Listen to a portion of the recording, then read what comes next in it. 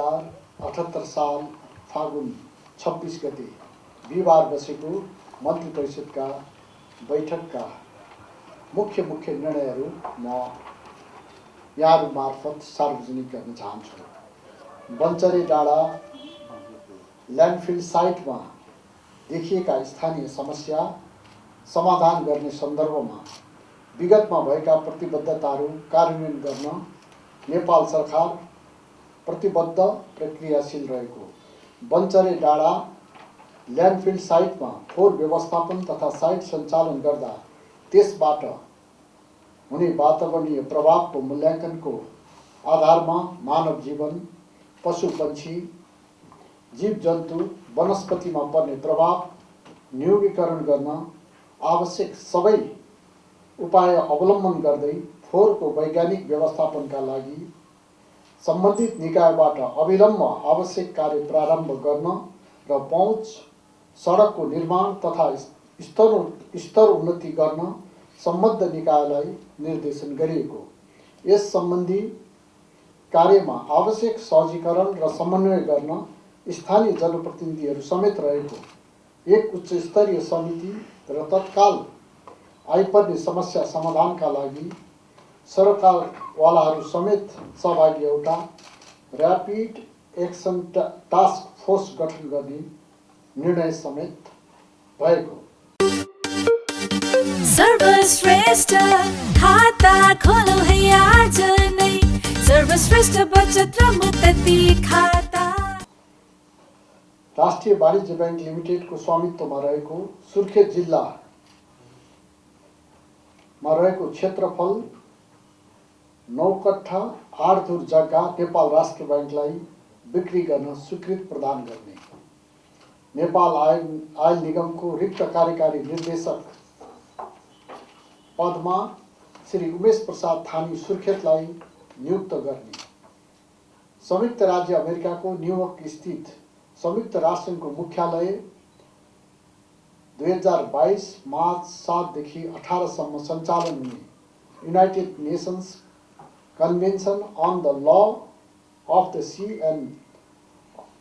C on the conservation and the sustainable use of marine biological diversity of areas beyond national jurisdiction BBNG अन्तर्गत intergovernmental कन्फरेन्सको चौथौं सत्रमा नेपालको तर्फबाट सहभागिताका लागि कानुन, न्याय तथा संसदीय मामला मन्त्रालयका सचिव श्री उदयराज सापकोटाको नेतृत्वको भ्रमण स्वीकृत गर्ने, बङ्गलादेशको ढाकामा आगामी 8 देखि 11 मार्च 2022 मा आयोजना हुने 36 session of the FAO regional conference on Asia and पेसिफिकमा सहभागी हुन कृषि तथा पशुपक्षी विकास मन्त्रालयका सचिवको नेतृत्वको प्रतिनिधि मण्डललाई स्वीकृति दिने, बिउ बिजनको किसिम वा जात सूचित गर्ने प्रयोजनार्थ राष्ट्रिय बिउ बिजन समितिबाट सिफारिस भई आए बमोजिमको सूचना नेपाल राजपत्रमा प्रकाशन गर्न स्वीकृति दिने, सरकार G2G विधि अन्तर्गत भारत सरकारसँग हस्ताक्षर भएको समझदारी पत्रमा भएको व्यवस्था बमोजिम जोइन्ट स्टियरिङ कमिटीमा सहभागी हुन नेपालको तर्फबाट कृषि तथा पशुपक्षी विकास मन्त्रालय, कृषि विकास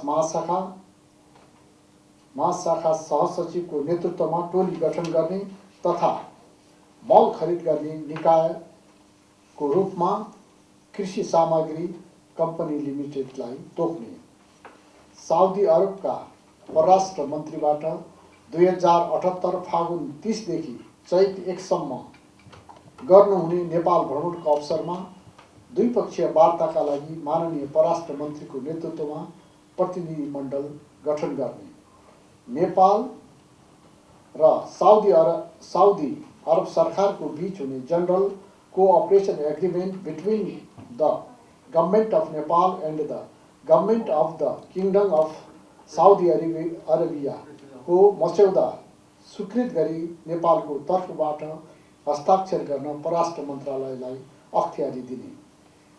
2078 चैत्र 14 गते संयुक्त राज्य अमेरिकाको न्युयोर्कमा हुने government consultation on the Stockholm +50 LDC engagement strategy preparatory meeting सम्बन्धी कार्यमा सहभागी हुन सचिव डाक्टर प्रेम नारायण कणेललाई स्वीकृति दिने।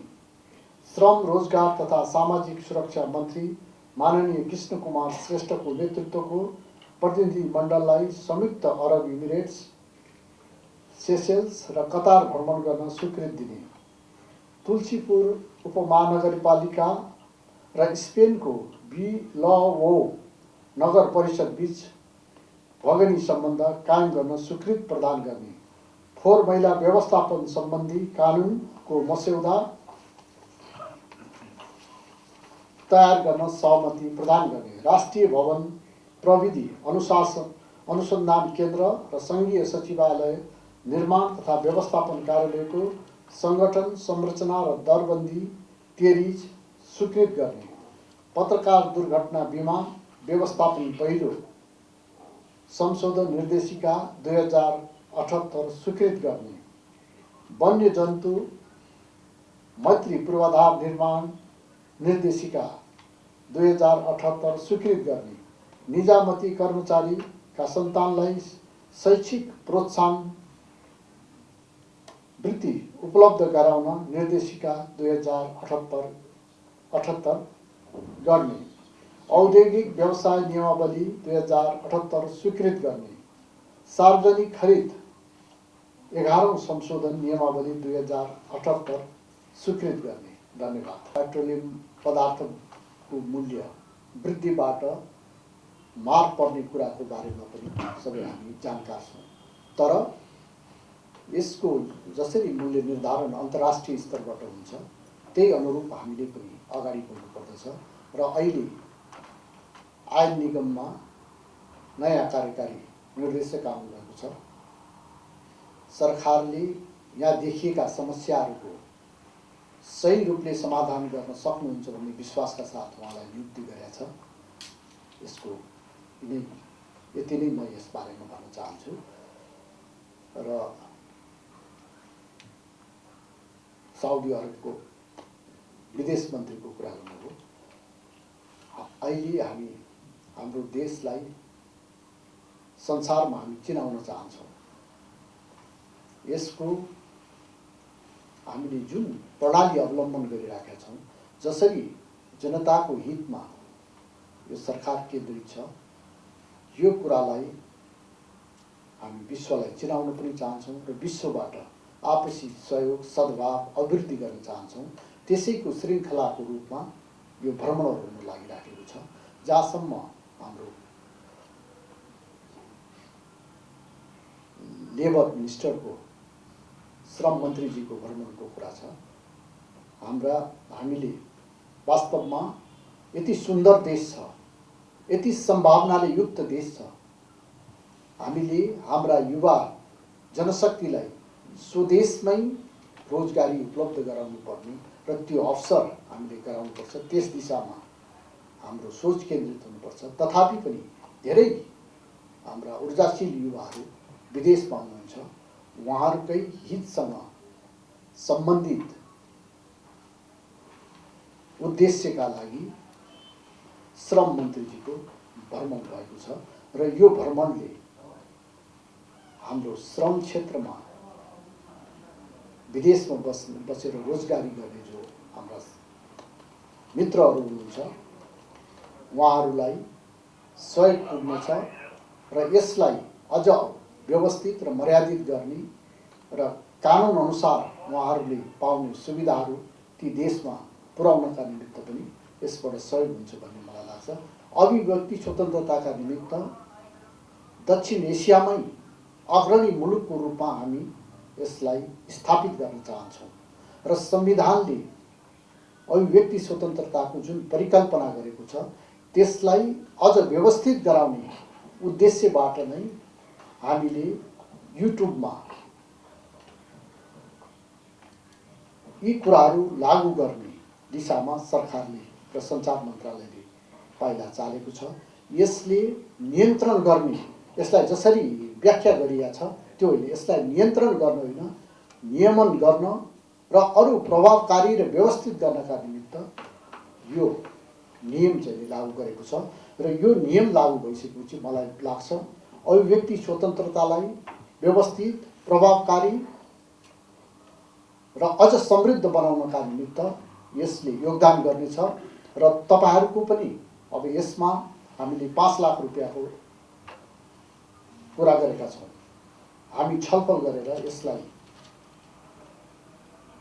यसको रकमको बारेमा हामी छलफल गर्न सक्छौँ। तर यो बाटोमा नगइकन हामीले प्रेस जगतको जुन अभिव्यक्ति स्वतन्त्रता छ त्यसलाई मर्यादित बनाउन सक्दैनौँ। हामी सभ्य सुन्दर समाज निर्माण गर्न चाहन्छौँ र त्यो दिशामा यो पाइला अगाडि बढेको कुरा म निवेदन गर्न चाहन्छु। अघिल्लो सरकारले जुन चाहिँ होइन प्रेसलाई होइन अघिल्लो सरकारले प्रेसलाई चाहिँ अङ्कुश लगाउनलाई विभिन्न नियम कानुनहरू ल्याएको भन्ने हामीले सुनेको थियौँ होइन। त्यो नियम कानुनहरूलाई के गर्नुहुन्छ, परिमार्जित गर्नुहुन्छ जस्तै गर्नुहुन्छ? तपाईँ स्पष्ट हुनुहोस्, अभिव्यक्ति स्वतन्त्रता यो सरकारको प्रथम प्राथमिकतामा पर्दछ र अभिव्यक्ति स्वतन्त्रतालाई सङ्कुचन गर्ने कुनै पनि नियम कानुन हामीले ल्याउँदैनौँ र त्यस किसिमका नियम कानुन छन् भने त्यसलाई हामी परिवर्तन गर्छौँ।